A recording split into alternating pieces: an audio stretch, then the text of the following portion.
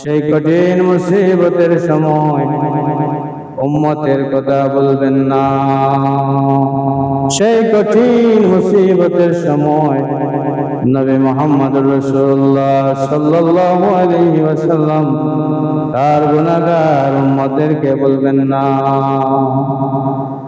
সবচেয়ে সর্বশ্রেষ্ঠ নিয়ামত নবী মুহাম্মদুর রাসূলুল্লাহ সাল্লাল্লাহু আলাইহি ওয়াসাল্লাম।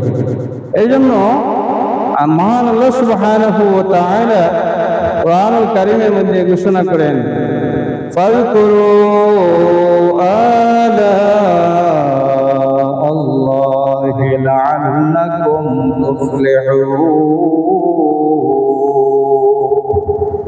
তোমরা আল্লাহ রাব্বুল আলামিনের নিদর্শন সমূহকে তোমরা স্মরণ করো যাতে তোমরা সফল কাম হতে পারো। এখন নিদর্শন কি? সর্বশ্রেষ্ঠ নিদর্শন মুহাম্মদুর রাসূলুল্লাহ সাল্লাল্লাহু আলাইহি ওয়াসাল্লাম। এই নবী মুহাম্মদুর রাসূলুল্লাহ সাল্লাল্লাহু আলাইহি ওয়াসাল্লাম হলেন সর্বশ্রেষ্ঠ নিদর্শন।